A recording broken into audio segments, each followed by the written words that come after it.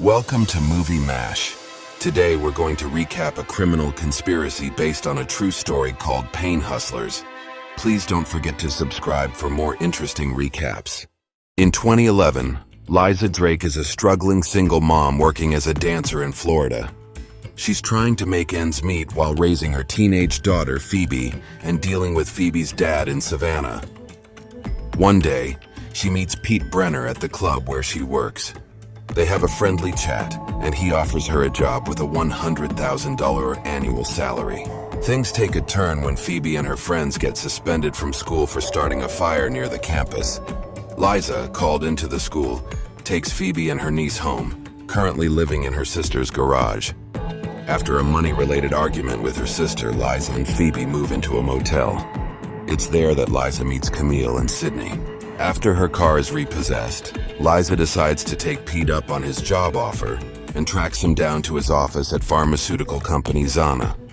She is unaware that the cash-strapped startup is having a hard time breaking into the market and is desperately scrambling for additional investors to fund a marketing push in the run-up to its planned IPO. Zana's cancer pain relief medication has a market penetration of less than 1%. But Pete says it takes only 5 minutes to kick in and is not addictive like other pain medications in the market. Eric Paley is the CEO and believes that with a penetration of 22%, Zana will be a $1 billion valuation company, and Larkin is the VP of marketing. Pete, noticing Liza's not-so-great resume, creates a more impressive one, saying she has a biochemistry bachelor's degree. He introduces her to the company's founder, Dr. Jack Neal, who hires her on the spot, even though the company is supposedly not hiring. Pete gives Liza a 5-day trial to convince a big doctor to prescribe their main drug, Lonafen. He tells her she can earn $40,000 per month for a full dose sale to one patient. Dr. Lytle is a physician who has prescribed over $9 million worth of pain meds for the competition in the last 12 months alone. Liza goes through the whole client list in less than 5 days but can't get any prescriptions. Meanwhile, Phoebe has a seizure, and they find out she has CAV-EM. Thinking the job is done, Liza goes back to Dr. Liddell's office, her first sales attempt, to pick up a Tupperware she left there. While there, she overhears a cancer patient and his wife talking about the bad side effects from a more common drug. Liza makes a convincing case that Lonafen would be a better choice, and Dr. Lytle agrees to prescribe it.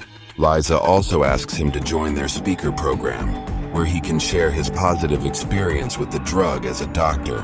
But the company needs to cover the expenses for the doctor to travel to different places, and Zana doesn't have the money. Larkin refuses to fund it, so Liza convinces Pete to pay for it himself. In return, Pete will directly get a 10% commission on Dr. Liddell's sales without involving the company. The first event doesn't go well because it was severely underfunded and nobody shows up.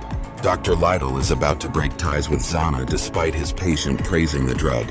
However, Liza manages to salvage the situation and turns it into a successful speaker program. When Pete offers financial incentives to Dr. Liddell, $4,500 per week, to prescribe Lonafen, Dr. Liddell officially agrees to it. A few days later, Pete shows Liza that Dr. Lytle has been prescribing Lonafen as much as possible, switching 40 patients in just 3 days. Liza ends up making $600,000 in the first year. After her success with Dr. Lytle, a bunch of new recruits want to join Zana as sales reps. Liza even brings her mom, Jackie, on board as a sales rep. The reps they hire are people who were struggling and in need, none of them having a background in pharmaceuticals. After sending the team out, Zana quickly rises to capture 86% of the market share in the Southeast. Larkin attempts to expose Liza for the fake resume Pete created, but it goes wrong and makes Dr. Neal angry.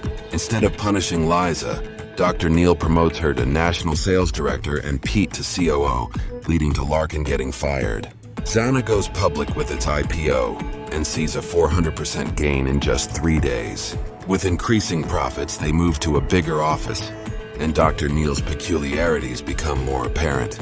In a meeting, CEO Eric Paley makes some questionable remarks, prompting Pete to thoroughly check him.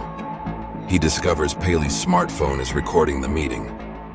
Paley defends himself, saying it's just an insurance measure in case the company faces legal issues.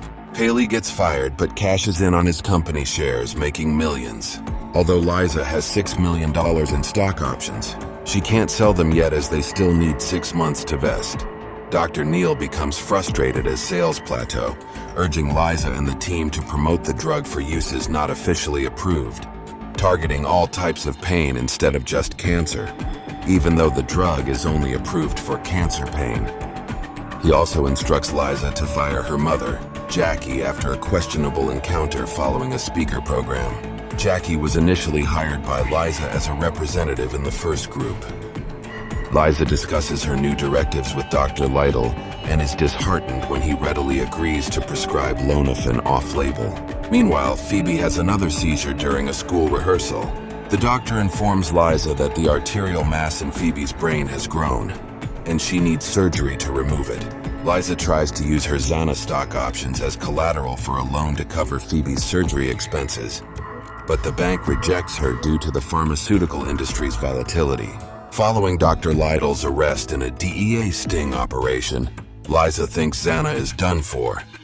Desperate for financial assistance for Phoebe's surgery, she turns to Neil.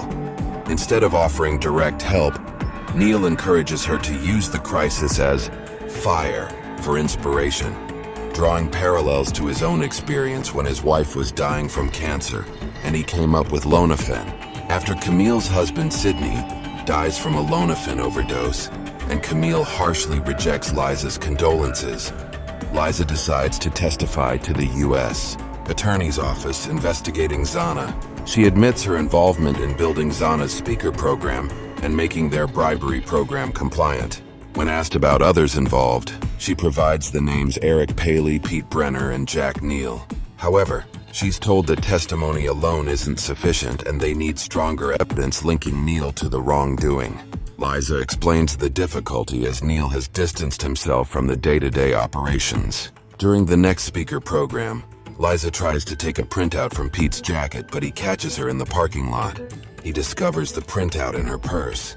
Pete is implicated and arrested, though Neil offers to handle his family and assets while he's in prison. The FBI also apprehends Eric Paley. While all the executives face arrest, Neil manages to evade any legal consequences. Liza remembers her mom's past affair with Neil and inquires about their communication. Jackie reveals that Neil didn't share his phone number, but gave her his email. Jackie used the email to request a commission increase, which Neil wanted her fired for. Liza discovers that Jackie had saved the emails, and they become the crucial link connecting Neil to the illicit activities at Xana.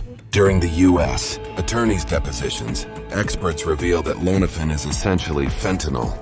This explains why non-terminal patients prescribed the drug became addicted and often died from overdoses. Dr. Liddell, Paley, Brenner, and Neil all face fines and prison sentences.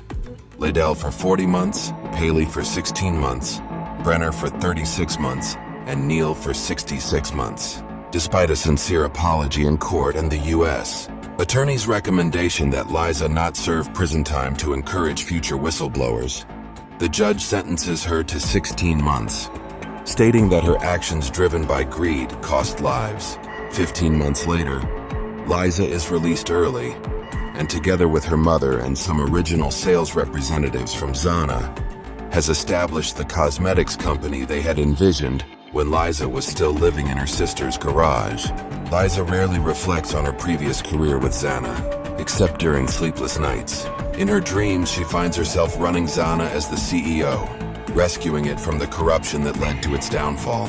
However, these thoughts unsettle her, prompting her to quickly abandon them. Thank you for watching. Please don't forget to subscribe for more interesting recaps.